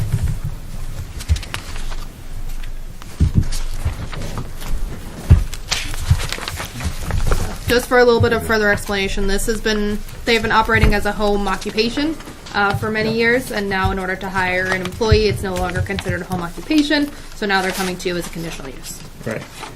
And then they needed to lease 32,000 square feet of additional land to be able to do this mixed use. Yes, yeah, there's a portion in the ordinance right now that if there's a mixed use between residential and commercial, you need to have a mixed use shall meet the minimum lot size for a residential use plus half the minimum lot size for each additional commercial or industrial use. So they entered into a lease agreement with Great Works Regional Land Trust to get that additional land area in order to satisfy that. Yep. That's also something that we're in the process of I was changing. gonna say that- Right. I was also going to say that So- with the town vote, this This is Hopefully won't that be will go applicable. away. So come November, when we vote, the land use ordinance has the possibility to change to not need it. So the lot size doesn't change. So you're not going to have that extra half. So keep the lease short. Right. Yeah, what the chair is, It what might the chair possibly, is as saying is you long- may be able to cancel your contract. Right. You may be able to Come cancel your November. contract. in It can be November. canceled at any time. I'll keep Oh, in it's, up touch to, with it's their discretion at that point. that- Yeah. Yeah, I made sure of it. you. Okay. Okay. Other than that, like you just said, you're only doing this to add an employee. You're not adding anything to your buildings. You're not. It's pretty straightforward. The only thing that was missing, it looked like for review, was the statement from water and/or sewer district or utility as to the availability of public water and sewer. Is that correct, Hannah? It's city water and sewer. Okay. Yeah. I I'm don't just think reading. I'm just Yeah, reading. yeah. Were you able to reach out to them? It's kind of an odd situation. They're already serving, so as long as Right. you're not Right. changing And anything, one I think person they're isn't okay. going to change that much Yeah. of the usage. Yeah, it's And- technically missing, but I don't necessarily think it's necessary at this point, Okay. unless they're changing any use, which I don't think they are. For what it's worth, and why it didn't, and I apologize, I didn't think of that portion at all. although we're used to dealing with, septic that is either HAT 200s or major impact, especially in pertaining to the water, Jay Whaler from the Water District counts based on kitchens, which they're not adding a kitchen, they're just adding an employee Right. who's not going to be living on the premises, so it never occurred to me. My Okay. apologies to the board. That's okay. So we're looking for completeness or approval? Yeah, completeness. I will make a motion that we find the application complete. I will second that motion. Okay, further discussion? All in favor? Okay. Next is, do we want to do a site walk? Thank you very much. Have a good night. Wait a minute. Wait, hold on. Not done yet. Not done yet. Close though. So the question at hand is, do we want to do a site walk? I mean, I don't think think we it's- need one. I drive by don't see the need. I drive No. by it. times a day. And that also Everybody in goes, town knows where you are. And then at that point, do we need to schedule a public hearing? Because this is optional at this point. The abutters list went out and nobody replied. Is that a correct? I see the abutters list and then it said that the letters went out, so. Well, letters haven't gone out for a Oh, public they have hearing. not? Yeah. Okay. Not for a public Okay. hearing. No. Okay. The only way they would is if we want the I see. public hearing. Yes. But as it's just adding one employee, I also don't feel the It's a need. waste of administrative effort. Right. I don't think we need to. So You're not changing the function. They're literally the only at this difference is point, if we're making not one going to more. schedule a site walk or a public hearing, could we find this application could we approve this application tonight? Yes. Okay. Well, I will make a motion to approve the application. I'll second that. Okay, further discussion? All in favor? Okay, thank you. Now you're all set. Now, Brian, you can leave and you can get your employee. Keep doing what you're doing, Brian. Yeah. You're all welcome. Yeah. Thank Keep doing great things, Brian. We'll see you guys later. That's an easy one. That was pretty straightforward. Right there. Take care, guys. Thanks for presenting. Have a good night. Thank you. All right. Next is sketch plan. David Springer, major subdivision off Diamond Hill Road, R29, lot 16, R40, lots 10A. Is he here to speak on this? Either David or They're Walter. not. Nobody. That's Okay. speak. No. Question on 2F? this. This isn't the Diamond Hill Walter Pelkey was handling project that. that's being proposed in conjunction with North Berwick. We've got multiple on Diamond Hill. Hold on. Yeah. So if they're not here, Which one we're is not which? supposed to Well, I'm discuss just it. asking. But I went to that meeting as well. Just, I just think- for clarification. it is. Okay, that's I think what I it thought. is. Yeah. But Yeah. this is just pertaining to those lots in Berwick. Yes. Got it. Okay. There's also some other. I don't think there were, things. yeah, that's right, there were about 5 lots in Berwick. This is, if you're thinking it's the project that was going to be a joint project with North Berwick, it is now 2 separate projects. North Berwick has some ordinance changes that need to be done. So this is going to be its own project here, but I don't see David, nor do I see Walter here. Right. Okay. So Yeah, moving they had a lot of forwards, problems to deal with. we're going to go into new business sketch plan, major subdivision, Goodrich Farm, R40, Lot 4, Durant and Diamond Hill Road, Altus Engineering. I love it when people cancel. All right. For the record, once again, Eric Sowery from Altus Engineering here on behalf of the applicant. We are at the corner of Durant and Diamond Hill Road. Diamond Hill Road seems to be very popular these days. The parcel is 22.5 acres, the area in green there. And we're doing, obviously, a major subdivision. We've got 2 frontage lots down here, if you can see. This is a frontage lot as well, and then 2 private right-of-ways extending into the back. The yield came out to be 10 units. We could get... I brought my own. Oh, all right, cool. There we go. Modern technology. 2 private right-of-ways here. Yield calculation shows we can have 10 units. We're only proposing 7. We felt that building a road here just doesn't fit with the area, so we've got bigger lots. This is mostly pasture, so you're going to have a lot of that stay here, which is good. It's kind of like that other one we did on Wentworth, where we had the bigger lots that kind of fit with the community. That's it in a nutshell. It's very straightforward, so we'd just like to get you guys' comments. If we want to schedule a site walk. Where are the wetlands? Got a little tiny bit down here and a little bit over here, and that's it, and no turtles. I got no hits on anything. I noticed on here there was a letter stating that they wanted a dry hydrant put in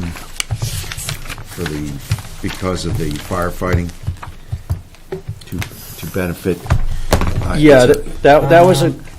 Was that this one? That's a different one? Do you know about? No. Okay. Maybe he's right. No, it's, I read that today. It's this is a Goodrich Farm. This is, and I Okay. think this is a comment from the fire chief in conjunction with Yes. the other one. Yes. So we need to meet with the fire chief to discuss what he wants where, Okay. essentially. So that's up in the air. Okay. Okay, here we are. Letters in the back. Nice catch. Sometimes I'm with it. It's my anniversary. I'm with it. Hey, all right. You actually know the anniversary. This is good. Yeah. You're ahead of the game. Okay. Yeah.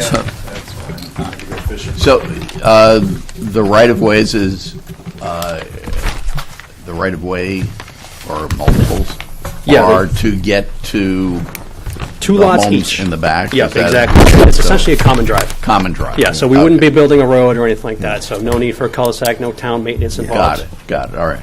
Good. Yeah, there's a bunch of them up and down Durant Road. Yeah. So, and this may have just been the question you just asked. Lot 3, will that be accessed from Durant or off of one of the rights of way? It can go either way. I figured that would come off of the frontage, Okay. off of Durant Road, because that's where the way it would be facing. Right. You know, it'd be kind of weird to have the side of your house facing the main road, but again, that's the builder's preference and the landowner's preference. Isn't it considered a road if it's 3? Yeah, I think If it is 3, then they have to come off Durant. So that's easy, and if that's a note on the I plan. think it's 3 would make Would it considered trigger? a road Okay. Well, we rather can- than a driveway. we So- can Yes. restrict that. That's easy. Yes, and I think 3 makes it a town road. I think you can have a private No, road of 3. private you can road. have a driveway that serves 3. Right. A driveway can serve 2. yes. Okay. Driveway can serve 2, private road, once you hit 3, it becomes private road, has to be built to town standards. Once it hits 3, right? But we don't adopt the road, it just has to be built to town standards once you hit the Right, so third that's what was house. confusing about Yes. what you said. Yeah, there's town 3 standards houses. for a private road, though. 3 houses creates the necessity of a town standard road. Yes. Yes. 2 Other town houses can be on a standards for 15-foot private wide roads that gravel are road. different than, like, a- Yes. But it remains a private road unless it is connected to another, unless and until it is connected to another road and the town votes to Right, adopt but I think the it. question was But the that's- house, So it has to be 2 there. whether or not unless- the third house was off the right of way. Yes. Yeah, Unless they want to Can't build it be to or it town has to be a standards. We'll put a note right here that says that's where you access. That's simple and restricted from those rights of way. Piece of cake. Yes, yeah. Good. 2 dwelling units, 15 feet wide, 15-inch deep, gravel, 3 or more dwelling units, Town of Berwick road construction standards. Any other questions, comments? I mean, it's just a sketch plan. Just a sketch so plan. I we're mean, just if you wanna trying do a- get do you wanna do a walk? information. Don't want to do a walk? Well, no, Well, Do a walk yeah, after we can do a walk preliminary. after. right. Yeah. Oh, you don't want to do it? Okay. All right. Just in our, just how we do it, Yep. it's once it comes to. Yeah. We're Let me double thinking, check. Yeah. yeah, let's see what the rules say. It's too late in the day, we don't have I know. IQ haven't points had to something share. Plan. So usually we find it complete and then we do the site walk. How did we do that on Wentworth? Did we do? I thought we did sketch plan. We had one. I mean, it's possible. Yeah. I mean, we. I don't think it's against. Okay. Pre-application meeting, sketch plan, and on-site inspection. Article 5. First, the applicant shall present their pre-application sketch plan and make a verbal presentation. Following the applicant's presentation, the board asks questions and makes suggestions. Then the date of the on-site inspection is selected. Okay. All right. So, what I have from SMPDC is a little different. Oops. Yeah. That's. I'm just following what I have written. So. That was me. Well, I don't know. This might have come No, from. that was me. Okay. That was me. You remember. Okay. So Thank we have September 7th is someone's already doing Oh, it. sorry. But that's not that far. Diamond Hill Road is only like a 10-minute drive, if that, from where the Wait, where are we going? campground. Campground. Yeah, the campground Sorry. change. Right. It's Okay. gonna take a Alright. while on Take that a one. while. I don't know geographically where anything else is. But we have other site walks scheduled the rest of this month. Or any yes. of those anywhere near this? What do we got scheduled? Well, they're all in Berwick. JoJo. Eric. Yeah, JoJo's in it's some Trican. videos? I mean, the Trican's not That'll take that. 10 minutes. Yeah, and that we could probably do it after I that. think you could easily do 2 site walks in Okay. one. We have a site walk next week. That is not- But don't we have to notice that? Isn't JoJo's next week? Yeah. JoJo's Cafe. The There's not 17th. enough time to notice. Hold on. The 17th. Well, for a site walk, we Oh, can yes. do it, but for a public hearing, you're That's right. right. You're JoJo's right. is the 17th. That's right, 'cause I'm And just not- So we're not going to And do them that's the at same 5? day. Malloy, no, Norman Court is the 10th. Okay.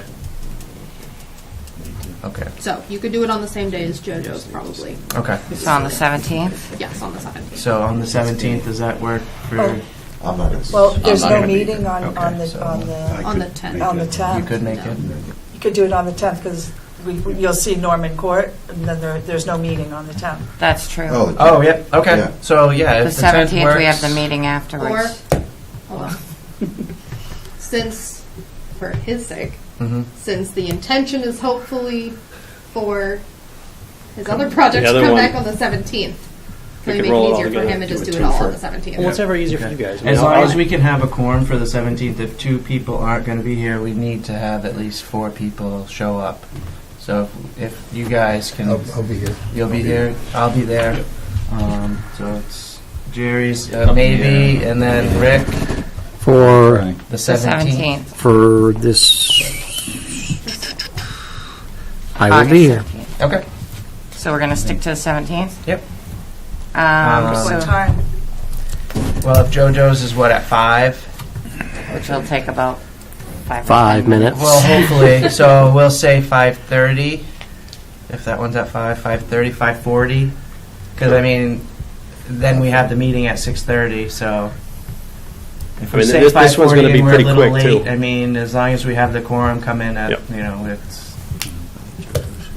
5:30 is fine. 5:30, 5:45. Yeah, Okay. let's call it 5:30, and people will Right. straggle on. 5:30. Yeah. okay. And we'll just try our hardest to get there on Yeah. a time. Yeah, if you guys are late, no worries. We'll wait. Okay. We'll be too When busy am I eating supposed breakfast pizzas.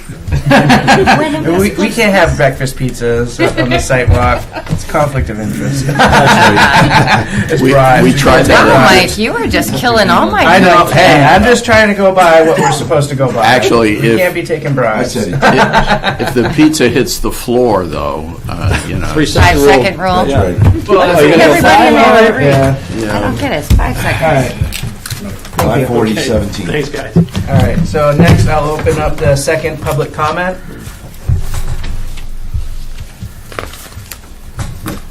You guys have anything to say? If you're just hanging out. Okay.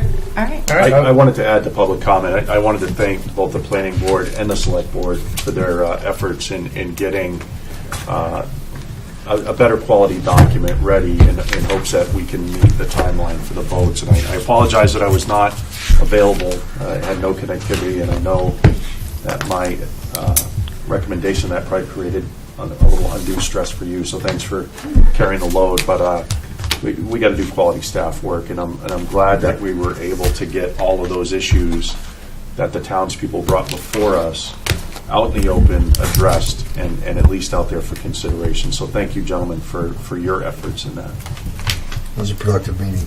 It was very good. Even without you. Probably more so. All right. Anyone else for public comment? I have a question. Can we get you guys the Springer packets back so we don't have to get more? Yes. Thank you. Yep. Which one? The Springer. The one that we weren't able to Sketch hear. Springer. Yeah. Oh, which one was that? BH2M. I labeled it. It has green. Yeah. heading. Yeah. It has the tab. It has If you guys could just leave those on the table for us, we'll pick them up on our way out. That sounds good. I'll sell Thank you. you. one. All right. You'll sell me. so Thanks, Don. We'll close that second public comment and informational items. So just a reminder that there is a site walk next week, even though there isn't a meeting. Right. Mm-hmm. Hopefully Terry could Please send us an remind us. email the Email day reminder. before if possible. You're the best. Just to remind us. I will not be on that site walk. I will be in Disney. I was going to say, information is that Rick has Mickey Mouse with a dyed red tongue on the side of his head for any of our visually impaired viewers. I think that's cool. It is cool. Thanks for that. It is very cool. Have fun at Disney, my friend. Yep. All right, great. No more informational items. I don't think so. Move to adjournment. There's no additional items for consideration from the esteemed Burgess Meeting Room in the depths of the Berwick Town Hall. I'd like to make a motion that we adjourn. I second it. All right. Wait, who are we giving credit to seconding? I'll say Les. Les. Les. Okay. All right, we got to let Less Les is get more. in on it. Less is more. Was everyone Les's in voice favor? was more. All in All right. favor? All in favor? You guys better be. Good night. Thank you all.